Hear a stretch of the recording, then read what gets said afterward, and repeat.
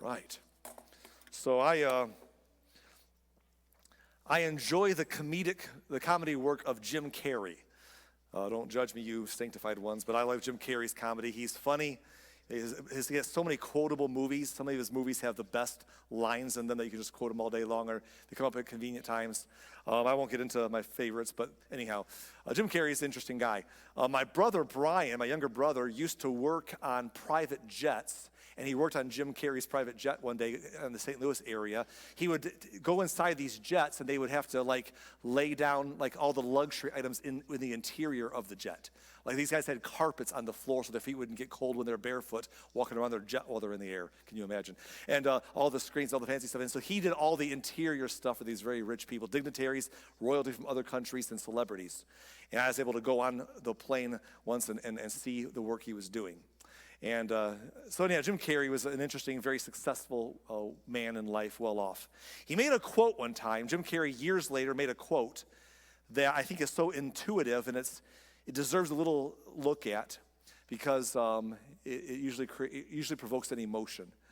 But he said one time, Jim Carrey said, "I think everybody should get rich and famous and do everything they ever dreamed of so they can see that it's not the answer." Now, I heard that. That's very insightful. That's a great statement. I really enjoyed that. And I posted about it on social media at the time because when I first saw it, I thought that's really good, so I shared it. And the reaction that statement got was surprising. Some people were like, yeah, that's good. And a few people made jokes about it, like, oh, I'd like to have that problem, and just being funny. But there were a few ornery people on there. Like, oh, who is this man to scold us with all his privilege and wealth, telling us how nice it must be, like we should be happy being poor, and he's all, you get rich, we should take our, just really angry and bitter at the statement, and who does he think he is to say something like that? And I thought to myself, what a missed point. But go figure, people on social media being angry and saying things that don't need to be said, right? Go figure. But anyhow, I was thinking, what a misread of the situation. All the guy was saying was, hey, I was once, like every one of us are, in the sense of striving for my career, hoping I'd be successful, hoping I'd make a breakthrough, and it worked. And then I dreamed for more, and it worked, and I got bigger than my wildest dreams. I got wealthier than I ever imagined at one time when I wasn't. And I got to do all the things I ever wanted to do that I never thought I could do, but it worked out. And I got to the point where I realized that it didn't make me happy. It didn't bring me all the things I thought it would bring me weren't there. And I just kind of wish that everyone else could feel that, could experience that same. I wish you could, because I have come to a realization that I didn't understand before, and that is that this is not the answer. This does not bring what I thought it would bring me. It's a good statement. If we don't have bitterness and envy or jealousy or our own earthly desires that we're striving for to get mad about something like that, that's some great perspective right there. And I liked it. Still do. But it goes really well with our message today because we're walking through a book of the Bible that is going to talk about this very topic at length. So we've been journeying on Sundays through the biblical narrative, and we've been stopping along the way to study. We've been in the Hebrew scriptures for a while, and lately we've been in telling some stories, but also going into the books of wisdom and poetry. Remember, I told you before, right in the middle of the Old Testament writings, there's a section in our Bibles called the books of poetry and wisdom, and we've seen a few of those already. We've seen Psalms. Psalms was the poetry, songs, the music of David. We saw the wisdom of Solomon in Proverbs. That was phenomenal. And we're going to look at another one today. Now, we're going to skip one completely. I'm just warning you. One of those books of poetry and wisdom is called the Song of Solomon. I am not going to spend a Sunday teaching Song of Solomon. I've made that clear. I'm going to make it clear one more time. If you're like, but Arlen, I'm not going to get that content. Here's the synopsis you need to know. It's a book. It's a poetry book of love verses and gushiness written by Solomon to a woman that he loves. And some people want to make it very theological, and others just make it very sensual. It's a little bit of both. It's very uncomfortable, and I am not going to read it and do it in church. So if that's that, you just got the whole synopsis of Song of Solomon, as much as you're going to get from me. If you want to get more, read it for yourself. And if you really want it on a Sunday, talk to Anthony Curtis or Debbie Douglas, and they can speak when I'm gone one day on Song of Solomon. I'm not doing it, okay? So that was it. But we're going to spend one more time today in a book of the wisdom literature.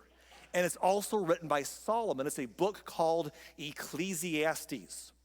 And this is written by Solomon as well, but not so young. Earlier, Solomon wrote Proverbs when people gathered to hear his wisdom, packed out the room. He spoke about how to be wise, and then because he had so much wisdom. But as he got older in life, he got bored of it and he chased other things. And as he got older, he gained new wisdom, not just the wisdom that God gave him, but the wisdom that comes from life experience, from having lived it and seen a few things work out or not work out. And he writes about this older wisdom in the later part of his life. And honestly, some people find Ecclesiastes to be a very depressing book. Other people find it to be very encouraging because he says things that sound depressing that they say, yes, thank you, I can relate to that.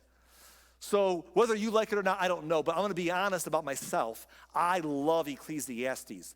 It's one of my favorite books in the entire Hebrew scriptures. It's right near the top of my list. I hate to even rank the top couple, but this is right there. I love this book. It can be a Debbie Downer, some people might think, but I don't think so. I think it's phenomenal because it gives us some perspective of life, both in the depressing realizations, but also in what do we extrapolate from that for our lives. So we're going to study it together today. Now, I got to warn you, I love this book so much, I would love to do a 6 or 7 week series going through it. I'm not going to do that. We're in the middle of a different series. I don't want to take so long to cover one book right now. But maybe when the series is done in the next couple of years, we'll cover Ecclesiastes on a different time. For now, I'm going to give all of it to you in 1 week. And that's a lot to ask because I really enjoy it. I have to skip so much good content, and even skipping a lot still requires me to do a dumping this morning. So I'm going to back up the truck and dump the truck on your lap, and I'm going to apologize in advance because it's all good. I'm going to ask you to let me take this book that I enjoy that's very weird. It's a weird book. And give me a few extra minutes if necessary. I might take a few extra minutes today than usual to get through it. But allow me to do a book I'm passionate for that is weird but good, and give it to you, something that will take you through life, hopefully, in a better way. Let's just jump in, and you've been warned. Okay. Ecclesiastes chapter 1, verse 1. These are the words of the teacher, King David's son, who ruled in Jerusalem. I can picture someone reading it. They just got their brand new copy on it from Amazon. They're like, oh, good. I got Solomon's latest book. I already read Proverbs. That was a bestseller. And I got the new one. I'm going to go to get him to sign it at the bookstore next week. I'm so excited to read Solomon's new book of wisdom. What does he have to say? Verse 2. Everything is meaningless, says the teacher. Completely meaningless. What? That's not what I was hoping for right there. Meaningless, Solomon. What? Now, I'm going to tell you, we're going to get into what he's talking about here. I want to tell you that word meaningless comes from a Hebrew word, and the word hevel, H-E-V-E-L. And I said this last hour to the last group. I'll say it to you also. I hate bringing up Hebrew and Greek words when I do sermons. I just hate it because I usually think people don't even know what they're talking about when they use them. The words in English are usually just perfectly fine. It's just sometimes a nerd thing or even an elitist thing that people like to bicker over. I don't enjoy doing that in church. Nothing wrong with it. I just don't enjoy it. But I'm going to do it today because I want you to understand in the King James, that word hevel, that Hebrew word hevel, is like, they translated it to say vanity. Vanity of vanities, all is vanity. In the NLT or other translations, they use the word meaningless. It's completely meaningless. But hevel, the Hebrew word, is so hard to translate Hebrew. It means so much more than just one word can give it credit for. So it kind of means like it's meaningless or vanity, like you're trying to grab a hold of the wind around you. You see the wind, you hear it, you feel it. You don't see it, you hear it, you want to grab a hold of it, but you just can't get your hands around it. It's hard to grab a hold of. That's life. And it can feel that way when it slips through your fingers. And so we're going to come back to that today a little bit. Basically, another idea of it is for him to say, it's like trying to chase an itch that you cannot scratch. Have you ever had an itch that you couldn't scratch and you rubbed against the corner of the wall? Or you had a partner, you're like, hey, can you scratch my back right there? Oh, yeah, right there. Oh, no, to the left. Oh, lower, to the right. It keeps moving. What's that about? I saw someone elbowing their spouse just now. Like, that's you. You do that all the time. But that's what happens. Sometimes we have itches that we can't seem to scratch in life. Like you can spend your entire life sometimes chasing, like if I can just get this promotion or this amount of money or this new relationship instead of the old one I'm tired of, or this new opportunity or this new spiritual thing of meaning or this new hobby or this new whatever. If I can just get here, then I'll finally feel satisfied. Then I'll reach the zenith of utopia. And so we strive and look for new things to scratch the itch that seems to be evasive. And those new things might satisfy for a little while, but then the newness wears off, and they can sometimes leave us saying, it's not getting the itch. And we try other things, or we feel depressed. And eventually we start looking back to the past and wishing we could go back and scratch some itches that we missed, as well as looking ahead to a preferred future. And it's just meaningless. And Solomon's going to talk about that, and then he's going to give us some perspective today about how that life is really about learning to appreciate the simple things. The things that we rush past in the day-to-day looking for the stuff that matters, that will make us somehow perfectly in paradise. So let's jump in. Verse 3, he says, "What do people get for all their hard work under the sun? Generations come and generations go, but the earth never changes. The sun rises, the sun sets, then hurries around to rise again. The wind blows south and then turns north. Around and around it goes, blowing in circles. Rivers run into the sea, but the sea is never full. Then the water returns again to the rivers and flows out again to the sea." Verse 8, ready? "Everything is wearisome beyond description. No matter how much we see, we are never satisfied. No matter how much we hear, we are not content. History merely repeats itself. It has all been done before. Nothing is under the sun is truly new." Sometimes people say, here is something new, but actually it's old. Nothing is ever truly new. We think it's new. Why? Because, technology might change, but situations and applications and things and people and navigate, it's all the same. It's been there before. History repeats itself. He then explains in verse 11, we don't remember what happened in the past, and in future generations, don't remember what we're doing now. Like in the past, the reason we think things are new is because we don't really know what happened before. We either don't know or we don't care about history, or if we do read history, we will debate what it really was. We don't even trust history anymore. Everyone's out there saying, how do I know I can trust that? Or someone wasn't just trying to sell us an agenda. So people are distrustful of history, which is so sad. So we either don't know, don't care, or don't trust history. But someday we're history, and we want to leave some things behind that we've done, and people are going to just not know or not care or not trust that either, right? And he's just like, hey, it all just goes around, and it becomes meaningless. You're like, that's very depressing. Solomon, you okay, bro? I mean, that is wild. Now, this is how the book of Ecclesiastes is going to go. I want to just tell you as we get into it. We're going to spend a lot of time reading much of the first 3 chapters. Not all the first 3 chapters, but a lot of them.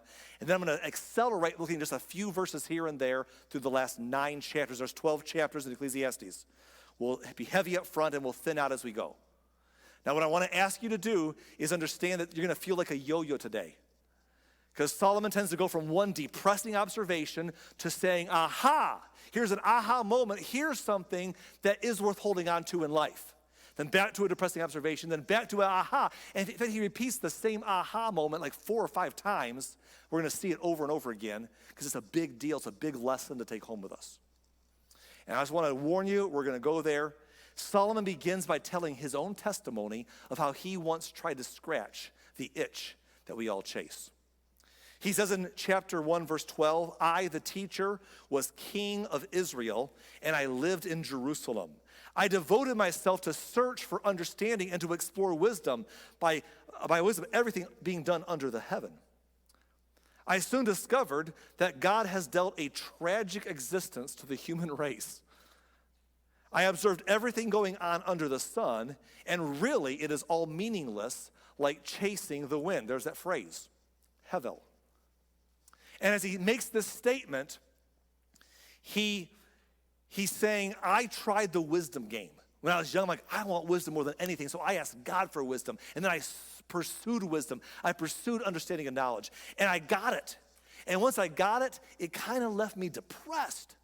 I was so smart, but all my smarts just made me think about how bleak things were and how things turned out. And the wisdom was wonderful, but it didn't make me feel very fulfilled or happy all the time.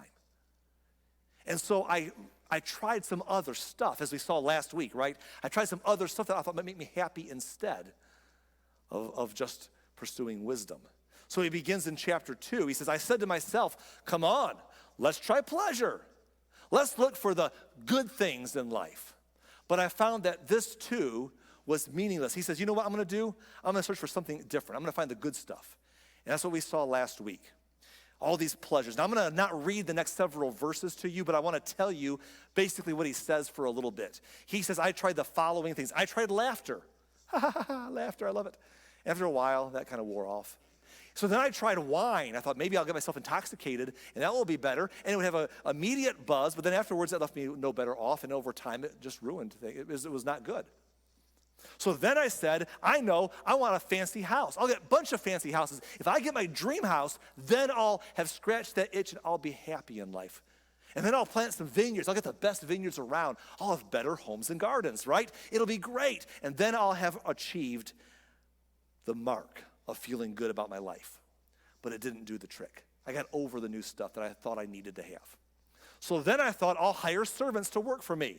All sorts of them, all in every venue. So I'll have good quality people. I can send around and do things, and it's going to make me feel connected and responsible. But then after a while, he says that kind of wore off. In fact, we're not going to look at it today, but halfway through the book, he mentions in a proverb some of the downside of having people working for you around you and how it kind of hurts you.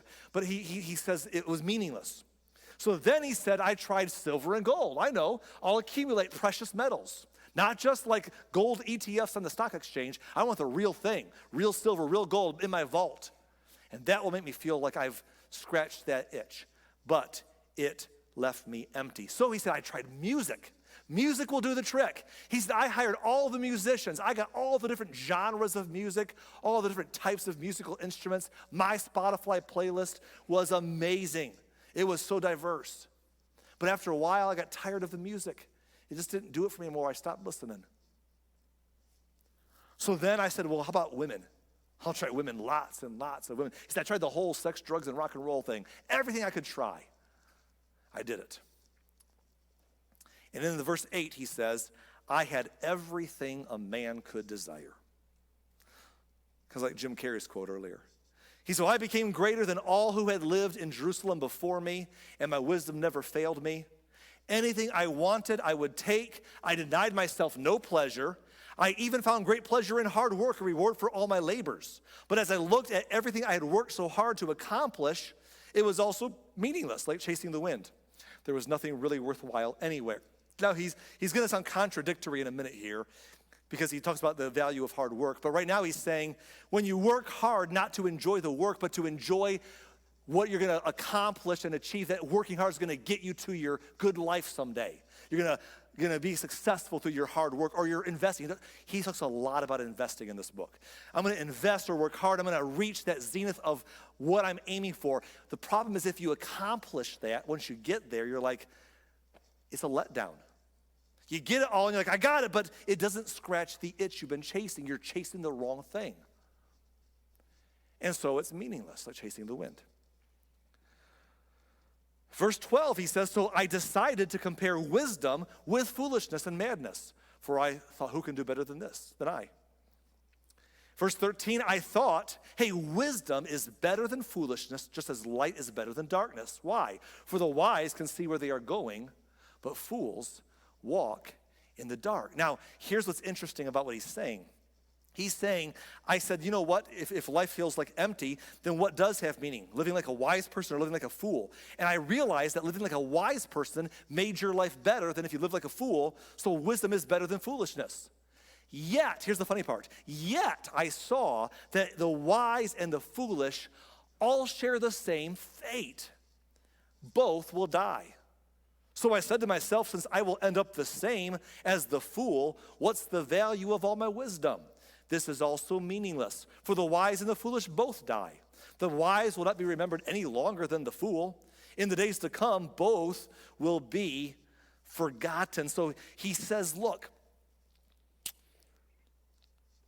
yes, you're in the life you have, you're probably have a better quality of life if you live with wisdom instead of foolishness.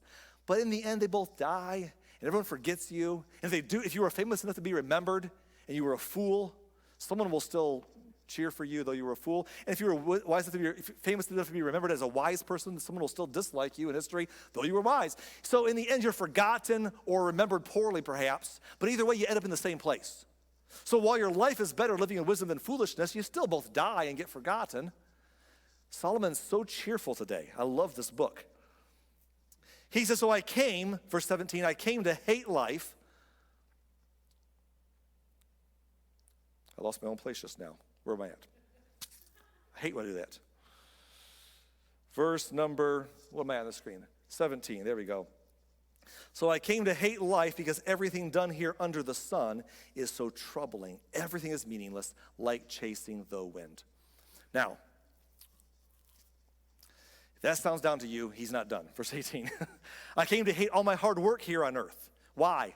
For I must leave to others everything I have earned. Okay, someone relate to this here. I realize I can work really hard in my life and earn a bunch of stuff and leave it to somebody else. And this means there's a lot of levels to this. For example, a couple works real hard together to make sacrifices. Maybe they both work, or one works and one takes care of other. They work hard to make a successful life together.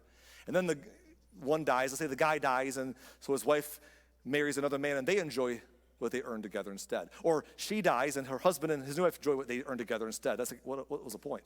Or someone else in general just earns because here's the thing, Solomon says, I work so hard to be successful, I can't take it with me. They don't put it in the box in the ground with me. And if they did, what good would that do me? So he says in verse 19, and by the way, he says, who can tell whether my successors will be wise or foolish? Yet they'll control everything I've gained by my skill and my hard work under the sun. How meaningless. Like everything I've done will be passed on to people who might be idiots. You ever, I build a business, and I'm an entrepreneur, and I start something successful, and I build it real big, and then I retire or I die, and someone comes in and they change it all, or they wreck it all, or they destroy it. Or maybe you get wealthy and you leave your money to your children thinking that you're going to give your kids all the things you didn't have in life so they won't struggle. But then they get it all and they don't ever learn the virtue of hard work and principles, and so they squander it on addictions or on pleasures and just bad practices, and actually wrecks them. And what you meant to be a blessing to them actually ruins them. And Solomon's like, what if I give everything I've ever earned, and then I die, I can't take it with me, but I worked so hard to earn it, and I give it to people who don't handle it well? And it actually does no good for me and maybe even harms the people who receive it. What a worthless exercise of life. So what do people get in this life for all their hard work and all their anxiety? Their days of labor are filled with pain and grief. Even at night, their minds cannot rest. It is all meaningless. They can sit up at night. We can all maybe relate to sitting up at night and worrying about things and how am I going to achieve my goals, or worrying for the future. Or maybe looking back and worrying about the past and regretting the mistakes of yesterday and just can't even rest my mind at night. He says, what a waste. And then he makes an observation. I'm hearing a sound over here. We're all hearing it here. Pay no attention to the noise in the hallway there, whatever that is there. He says this next. And by the way, I want you to understand something that's about to happen. Solomon is about to give us his first glimmer into something that we can hold on to that's not so depressing. He's about to give us the first of several moments where he says, aha, this is something that you should hold on to in your life today as you realize this grim reality of life's hevel. Verse 24, he says this, so I decided that there is nothing better than to enjoy food and drink and to find satisfaction in work. That's the whole thing. To enjoy food and drink and to find satisfaction in work. In other words, when you do some job, not that you're finding satisfaction from reaching those goals so someday you'll find happiness when you scratch that itch. Not that. Just enjoying the ability to work and to enjoy accomplishing a task and saying, job well done. And to enjoy sitting down for a meal and actually stopping to enjoy the meal. It's why some of us give thanks before we eat. It's not because we're trying to magically bless the food in some spiritual way as if God's going to turn that garbage we're eating into healthy food. It's more about just stopping to say, I'm thankful for the things I get to stop and enjoy like this meal. I'm going to enjoy a drink. Like for me, it's a nice tall Coke Zero. Hallelujah. God is good all the time with my Coke Zero, right? And so to enjoy some food and some drink and to enjoy some satisfying work. He says, then I realized that these are pleasures that are from the hand of God. For who can eat or enjoy anything apart from him? You want to talk about enjoying things? Enjoy the simple things of life. Instead of striving to chase an itch you cannot scratch. Now, chapter 3 begins very interestingly. I want to tell you, there are a few quotable passages from Ecclesiastes that are famous in culture. For example, vanity of vanities, all is vanity. You've probably heard that before, right? You've probably heard the phrase, we came from dust, to dust we shall return. That's from Ecclesiastes. But probably the most famous statement from Ecclesiastes comes in chapter 3 when he talks about how that to everything there is a season and a time to every purpose under heaven. You know, turn, turn, turn, the song goes, right? Okay, anyhow, we know, but he's gonna give us a famous passage basically saying that life is about seasons, good and bad, that come and go, and we all experience them. Let's read those verses really quick together. Ecclesiastes 3:1.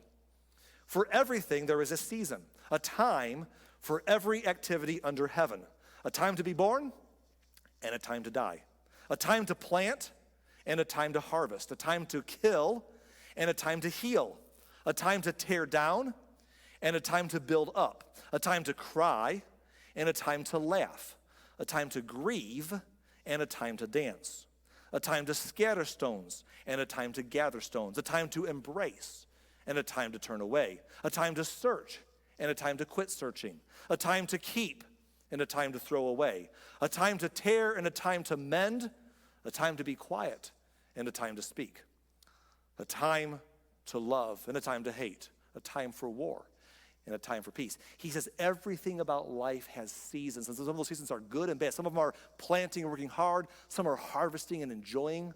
Some are relational adds. Some are relational losses. Some are happy seasons. Some are sad and tragic seasons. Life has seasons for all of us. And then he pivots back to a depressing yo-yo thought here, verse 9. What do people really get for all their hard work? I have seen the burden God has placed on us all. Yet, verse 11, so good, yet God has made everything beautiful for its own time. He has planted eternity in the human heart, but even so, people cannot see the whole scope of God's work from beginning to end. And so what he says is this: those seasons that we have, they come to our life and God plants them in our hearts as glimpses of things that are beautiful in their time, but we can't see those glimpses of the eternal.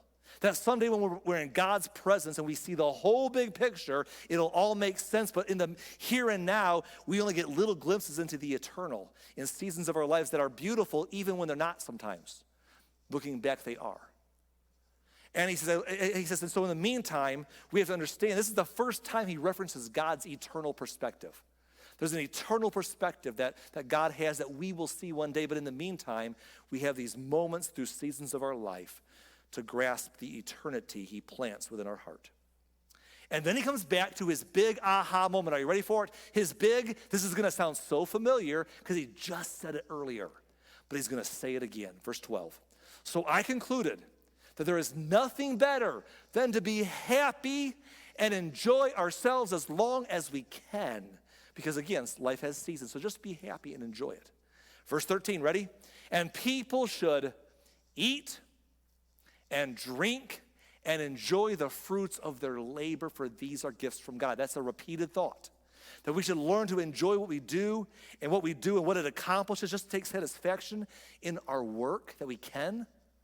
That we should stop and enjoy what we're eating, give thanks, slow down long enough to enjoy your food before you wolf it down.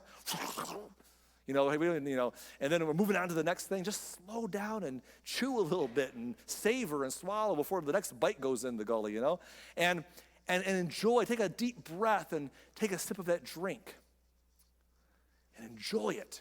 Enjoy the simple things of life day by day, because these are gifts from God. Now, in chapter 4, he's going to give us another really cool takeaway, another observation of life that's worth observing. In chapter 4, verse 9, he says, 2 people are better off than one, for they can help each other succeed. Now, I'm going to read the next few verses. People have often used these verses as wedding verses because two are better than one, yada, yada. And that's great. I love them for weddings because it's true that if a couple comes together and they have a happy marriage, these verses are so true. They're great wedding verses. But here's the thing. They are not written about marriage. They're written about companionship in general, friendship in general, community in general. Two people are better off than one, for they can help each other succeed. If one person falls, the other can reach out and help. But someone who falls alone is in real trouble. Likewise, two people lying close together can keep each other warm. But how can one be warm alone? A person standing alone can be attacked and defeated, but two can stand back to back and conquer. And then he says, three are even better. That's how you know it's not a marriage verse, because that'd be weird. Three are even better, and for a triple braided cord is not easily broken. He says, look, here's the point. If you have the chance to do life with other people, that's a good thing. And some of us, we are as bad with people as we are with life. We're always striving in life for the thing that will make us happy finally, or looking back with regret, or we look at people with annoyance. Well, they're so different than me. That's the beautiful part. We're all a bunch of different flavored Skittles in the same container, right, called Earth. And to enjoy the variety and say, that's cool because I'm not doing this alone. There's community around me in my life, and I have that value, and I value it. So enjoy relationships. Whatever you have, friendships, this kind of a community and faith, whatever it can be, enjoy those things. Then he goes back in chapter 5. I'm jumping ahead, so I'm going to start moving along faster. Chapter 5, he goes to some depressing things here. Ready for it? Verse 16. This too is a very serious problem. People leave this world no better off than when they came. All their hard work is for nothing, like working for the wind. Throughout their lives, they live under a cloud, frustrated, discouraged, and angry. I'm going to pause there. How many of you, that's your story right there? Would you say that this weekend or this week you've just lived, your story is you've been frustrated, discouraged, and angry? Is that your story? Or maybe, has that been your year? Would the people who live in your orbit say that's your story, frustrated, discouraged, and angry? Because here's the thing. Solomon says this is life. This is what happens to us, that when we spend our whole life trying to scratch that itch and chase the thing that will make us feel whole, we can end up all the time looking ahead or looking back and being frustrated at things and discouraged and angry. And that's how life goes for so many people. And then he goes back to our big aha moment, our big idea. He says, even so, I have noticed one thing, at least, that is good. Ready? It is good for people to eat and drink and enjoy their work under the sun during the short life God has given them, and to accept their lot in life. When he says accept your lot in life, he's not saying don't work hard to do things or invest. He does a lot about working hard and a lot about investing in this book. We're skipping most of that stuff. But what he's saying is if you're working hard or doing those things so that you can get somewhere where you'll finally be happy, you're going to be woefully disappointed that the payoff's not what you're thinking it's going to be. What he's saying is in the middle of it all, you don't know that you'll be successful with your work or with what you do or what you save. You don't know it'll work. So it might not even work, so why not enjoy it right now? And if it does work, it won't scratch the itch anyhow, so why not enjoy it now? Whatever your lot in life is today, even if it changes tomorrow, whatever your lot in life is right now, enjoy it. Enjoy that food. Slow down. Like, eat a little slower and savor it and take that drink. Take a deep breath and smell the roses. Breathe in and out and enjoy that drink. Enjoy the work you're doing. Enjoy the simple things instead of chasing the wind. Because we all tend to chase the wind and feel frustrated, discouraged, and angry with our aspirations of life. He says in verse 19, and it is good to receive wealth from God and the good health to enjoy it. That's wonderful. To enjoy your work and accept your lot in life, that is indeed a gift from God. God keeps such people so busy enjoying life, they take no time to brood over the past. It's good that when we've learned to slow down, smell the roses, enjoy the food and the hobbies in front of us, and have a little fun, it helps us not brood about the past because we can't fix the past anyhow, or to brood about the future as well. He says, just enjoy your life today. And then in chapter 6 and 7, he talks a lot about those proverbs. You know, remember those proverbs in the book of Proverbs? Those little fortune cookie short sayings. He gives a lot of them, and they're so cool. I love these ones. I'm going to skip almost all of them. I'll give you one from each chapter. Chapter 6, verse 9, he says, enjoy what you have rather than desiring what you don't have, right? Like enjoy what you actually do have. And just dreaming about nice things is meaningless, like chasing the wind. Don't do that. In chapter 7, verse 10, he says, hey, don't long for the good old days. This is not wise. It's easy for us to whitewash the good old days and say, oh, it was so wonderful, the good old days. But the problem is you were probably discontent then as well, striving for the next good thing. And it's easy to look back and long, or look ahead and long for something different. But what about right now? Where are you right now? And in chapter 8, verse 15, he does the same aha moment once again. Are you ready for it? So I recommend, he says in verse 15, I recommend having fun, because there is nothing better for people in this world than to eat and drink and enjoy life. That way they will experience some happiness along the way with all the hard work God gives them under the sun. He says, look, it's the striving is the striving. The ups and downs are what they're going to be. But if you can learn to stop along the way and enjoy this meal, this snack, this drink, this task, this job, this moment, have some fun, do a little laughing, be with some friends, enjoy yourself. Or you'll spend your whole life waiting to someday enjoy yourself and you'll never get there, or looking back wishing you had enjoyed yourself but you can't go back. Enjoy the simple things in this moment. He's preaching, brother. I mean, it may be a little depressing, but he's on something here. Now, in chapter 9, he's going to give us another potentially depressing observation, but I love it because it's so interesting. Chapter 9, verse 11, I've observed something else under the sun. The fastest runner doesn't always win the race, and the strongest warrior doesn't always win the battle. Isn't that true? Like you ever see people, don't always win. So my uncle Steve, growing up, was a world champion kickboxer. He won 2 world belts. I was there with him the day he won his first world belt, and his second one was one while I was away in college. But before then, he had his own private gym. He trained young kids for junior golden gloves. I had a key to the gym. Him and I would work out together. I got around that culture of kickboxing for a number of years. And I learned something about the fights. The best person doesn't always win the fight. They might win 9 out of 10 fights. But at one time, they take a side punch to the temple, and they on the ground flopping like a fish. Even though they were the better fighter, they just got caught that one time wrong. The strongest fighter doesn't always win. The fastest runner doesn't always win. It's like in football right now. We're going to the Super Bowl. We're going to watch the big game next week. But anyhow, as we get ready for it, the teams in the Super Bowl next week are 2 very good teams, the Kansas City Chiefs and the San Francisco 49ers. They're very, very, very, very good teams who are worthy of being there. But are they the best teams? I don't know that they are. I think the Baltimore Ravens, who lost last week, are probably the best team in the NFL. But everyone loses occasionally, and they lost at the wrong time. They might win 4 to 5 times, but they lost at the wrong time. That happens. My point is that the fastest doesn't always win the race. The strongest doesn't always win the battle. The wise sometimes go hungry. The skillful are not necessarily wealthy. Look at this part. He says, and those who are educated don't always lead successful lives. That is so true. I have a pastor I know well, and a very interesting person. He lives in a big city, metropolis area, and does a lot of ministry with some very extremely wealthy people who have built major corporations, made inventions. They're just millionaires beyond our imagination. And he pastors or counsels people all the time who are very wealthy and successful. And here's what he says. The interesting thing he's learned is that some of the most successful people at building something amazing and becoming very rich by the world's standards oftentimes are not college educated.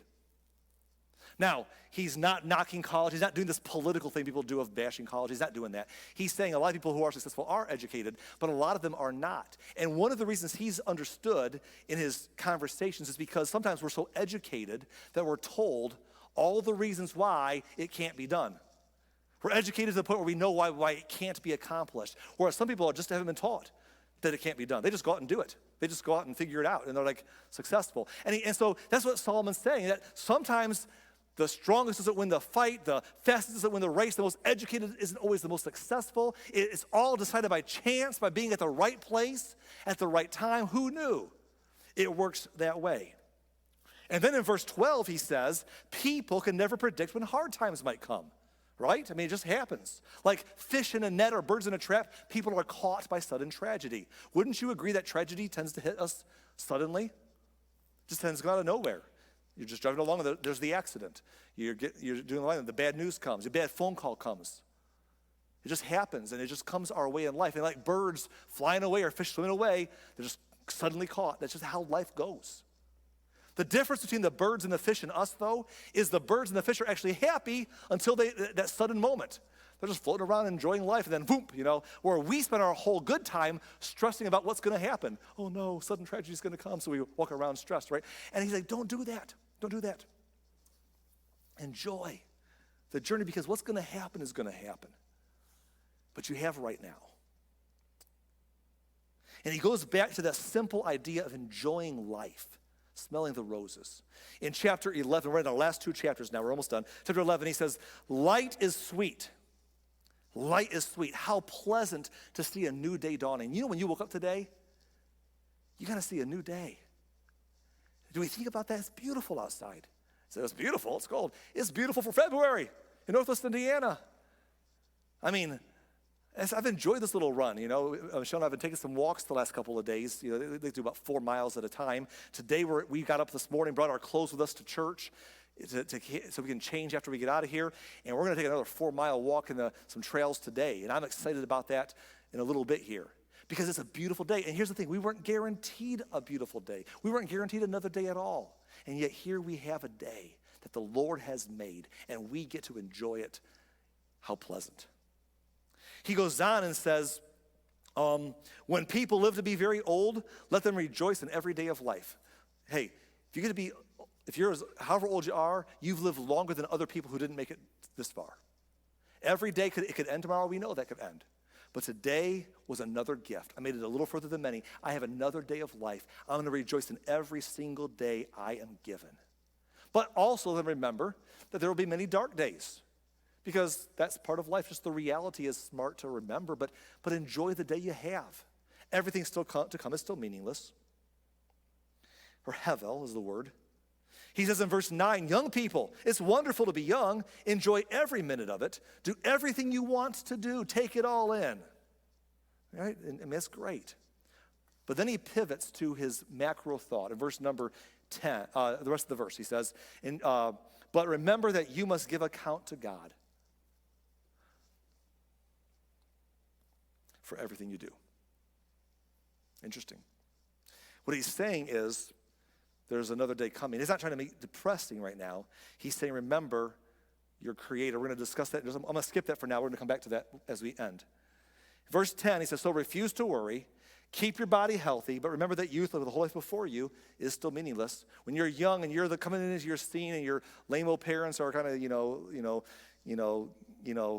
roll your eyes at them, and the older generation, you kind of push them out because the new ideas are on the scene and they're forgotten, and it's our time to shine. Guess what happens to you? You get a little older, and you get pushed on the side, and you get forgotten, and people roll their eyes at you, and someone else's time to shine. And it goes on and on. So he says, enjoy the moment, but understand the big picture is we're all going the same place in the end. That's just how it ends up. And so in the last chapter, we're going to read 2 more verses. 2 more verses at the end. Before I read them, the last chapter of Ecclesiastes harkens back to that earlier thought about remembering your Creator. He says, hey, while you're young, while you're living the life of your life and enjoying every minute of it while you can, don't forget to remember that there is a Creator who made you and put you here, and be mindful of that throughout your life, because it will guide your life better than it otherwise would go. Even though it's all chasing the wind, you'll be better off living with Him in mind. And he describes how that we're one day going to get old. And in chapter 12, you should read it. It's a poetic dissertation about getting old. And when you read it, you're like, yep, that's how it feels getting old. It's beautiful poetry and depressing at the same time, but it's so well written, you should read it. At the very end of the book of Ecclesiastes, he ends with these 2 verses. Verse 13, he says, that's the whole story. Here now is my final conclusion. Fear God and keep His commands, for this is everyone's duty. When he says fear God, that's a harken back to his earlier book of Proverbs, where he says the fear of the Lord is the beginning of wisdom. And in saying so, he's not saying be scared of God, like God is scary. No, he's saying have that reverential awe. Have that understanding that there is a maker who made everything that we live in, who made you and me today. That he is so powerful as to make all the world, and yet so personable as to know who we are and where we are. And if you will live in mindfulness and awe of his presence and who he is, you'll do better in life that way. If you'll follow if you'll trust that the Maker has the best plans for how things work within his creation, and you'll follow his commands, your life will be better, but it still comes to an end down here. And that's what he says in verse 14. God will judge us for everything we do, including every secret thing, whether good or bad. Now, when he says God will judge us, we think of that as being a harsh thing, like God's going to judge you. God's going to judge you. But judging is not negative always. We think of it as negative because we're negative about judging. Judging is judging the winner. Judging is giving prizes away. I judge that you deserve. It's positive too. And the judgment that we think of someday, of all that we've done in life, we think of it in such a negative way. But what if it's not? In fact, we know it's not, because 900 years after Solomon lived and died, Jesus Christ walked this earth, and he went to the cross to show us that God loves us so much that he took care of the judgment of our sins on Calvary so that we don't have to face it. That our sins were paid for so that relationship could be brought back to him. And the gospel, we sang about it earlier. At the cross, where your love ran red and my sins washed white. And so when we get to God someday, Solomon's not talking about that. The gospel hasn't been revealed the way it was through Jesus quite yet. They looked ahead to it. But we understand that when we get before God someday, we're going to stand in the presence of the one who made us and who loves us perfectly, like the way that no one's ever loved us before. And we're going to feel so washed over and completely loved in that moment. Yes, we'll look back in our lives, and it'll all make sense. All those seasons of life that change will make sense. All those little spots of the world that we didn't get before will all come together, and that itch will finally be scratched. But we'll also look back at the things that we may have said, I wish I would have enjoyed it more. I wish I would have done better in it. But we're going to be loved in that day. And it's a good day, because the gospel, the Christian message is that God has worked out that day for our benefit. He's turned those graves into gardens. He's given his life, and he's brought us eternal hope. But we will stand before him one day and look back. And I feel like that's the day the itch will get scratched, that you can never chase down. You spend your whole life trying to change people in your life, change things in your life, and never fully feel you got it all. You look back for the past and fawn over what happened before that you can't change. But if we could just realize that there's some things that go beyond this life, that will not be perfectly whole until we're in the presence of our Creator. So I want to give you a statement before I close here that was written by a man named C.S. Lewis. C.S. Lewis, by the way, was a theologian, wrote a lot of wonderful books. Some of you know his fictional books like the Chronicles of Narnia, The Lion, the Witch, and the Wardrobe, and those books. But he wrote a lot of theological books. He's a brilliant mind. He was a contemporary with J.R.R. Tolkien from Lord of the Rings and The Hobbit, who wrote those books. And they talk about God and theology a lot. And C.S. Lewis said something one time that kind of fits our sermon today. C.S. Lewis once said, "If I find in myself desires which nothing in this world can satisfy, the only logical explanation is that I was made for another world."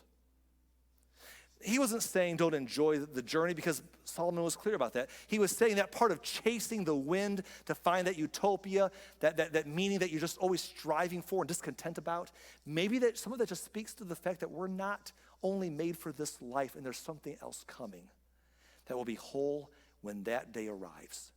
So until we stand before God and feel that and see that for ourselves, hey, just long for the day when you see your Maker. And in the meantime, instead of chasing the wind, enjoy the simple things. Breathe in and out and enjoy that meal. Enjoy each bite, but don't rush through it. Enjoy that beverage. Enjoy that walk. Enjoy that work you're doing, that you can do it. Enjoy the day that you woke up to and have.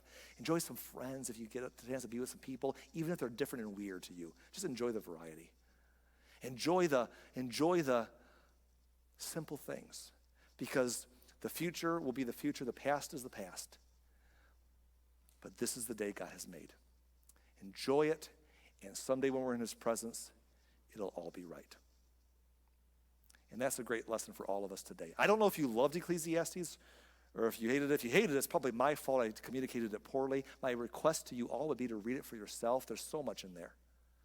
But for today, what I hope to give you before we move on to some more adventures next week is just a reminder to enjoy the life God's given you and to quit chasing things in discontent that you can never grab a hold of anyhow. Jim Carrey had a point. C.S. Lewis has a point. Solomon had a point. Enjoy the simple things and know that one day we'll be with God, and that, my friends, will be utopia.